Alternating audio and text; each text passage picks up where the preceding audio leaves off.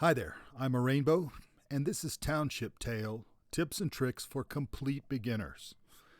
Now, if you've been playing Township Tale for a while, you've probably already mastered anything that I'm going to talk about in the video. If you're a beginner, like I am, then these tips and tricks will definitely save you time and help get you building and adventuring a little faster than if you just stumble through it. Until A Township Tale was released for Oculus, I'd never even tried an MMO. Never really interested me on a flat screen, but in virtual I thought I'd give it a try. Seemed like it could be fun to hang out with friends, build stuff, and go adventuring. Well, what I discovered after a great deal of wasted time was that you can't just show up on a brand new server and do everything that you want. Sure, there's lots of stuff lying around that you can scavenge, might be able to craft a couple of easy things, but you've got to have access to two key places to actually make some headway. Those two places are the Woodcutter's hut and the Blacksmith area. Getting access to those two spots requires some actual in-game work that'll take a day or 3 of in-game time.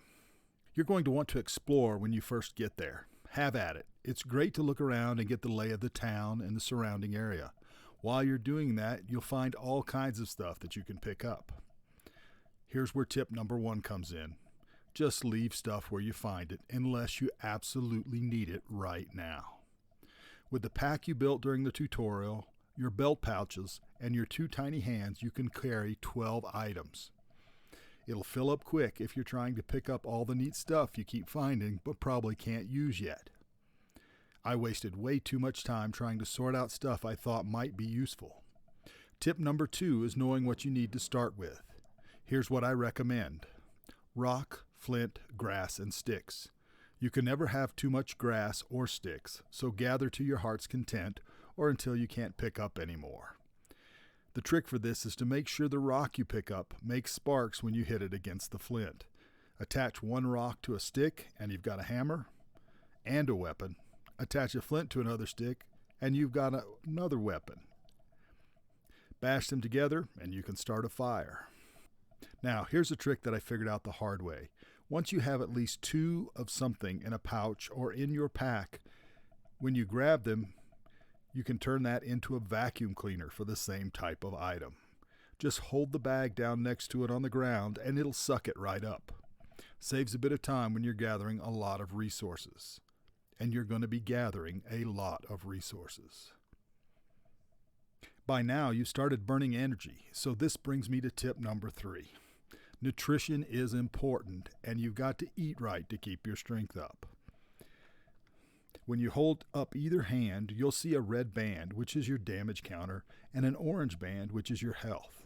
You might also see some yellow dashes. I'm calling this the junk food counter because that's the way I think of it.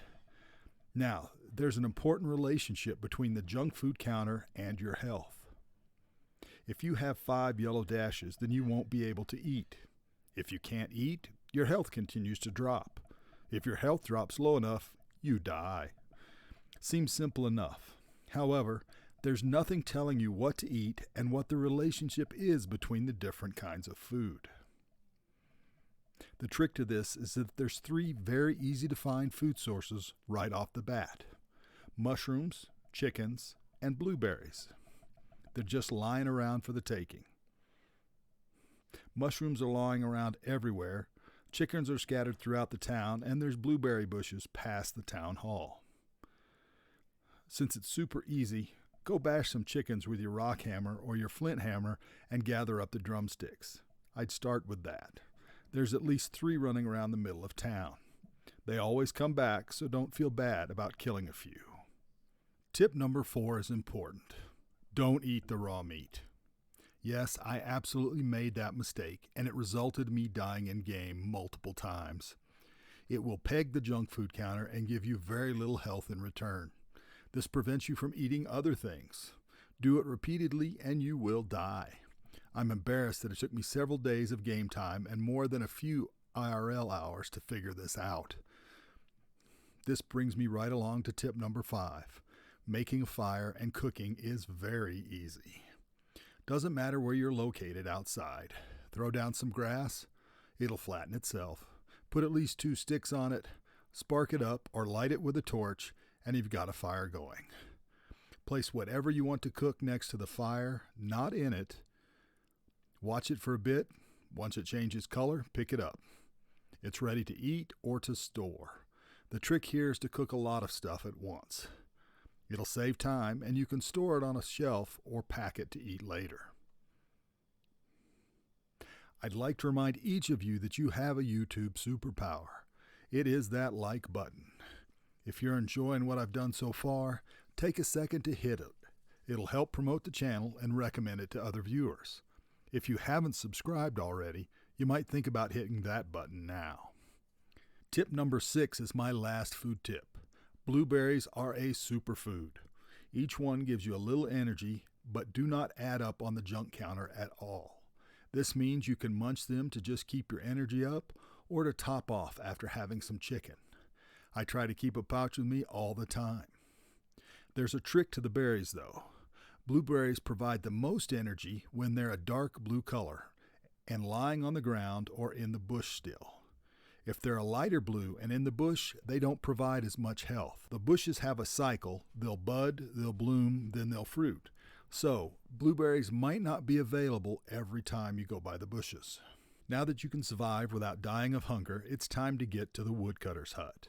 For that, you're going to need a bunch of limestone. The limestone is the very white-looking rocks.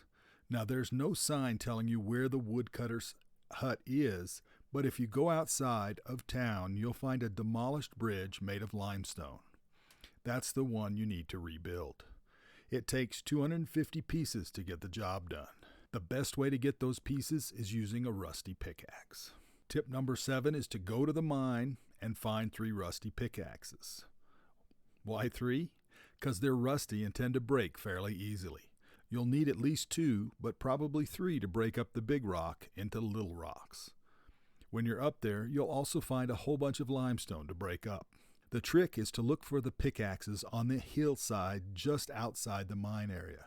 If you can't find 3 right off the bat, you can do something to get some to show up. Take all the rusty tools you do find. You don't have to keep them, just move them away from the hillside. After some time passes, more tools will show up. Probably some pickaxes. Simple as that. Break up all the big limestone at the mine, gather up the rocks, and take them to the woodcutter's bridge site. That's probably half of what you'll need. Breaking up all the limestone by the bridge might get you the rest of the way there. If not, you'll have to scavenge to find some more to break up. Once you've dropped the correct amount of rock into the construction box, the bridge builds itself. It's kind of fun to watch. This will give you access to the woodcutter's hut and the only trees that you can actually chop down.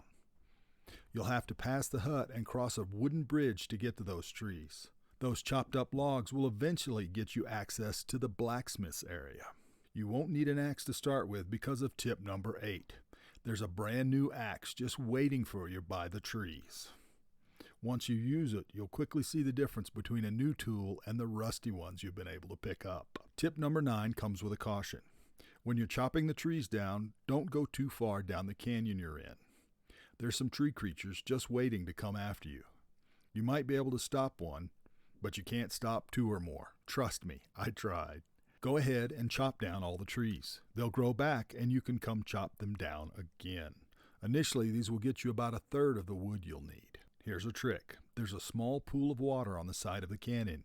If you wade through it, there's another side canyon with more trees.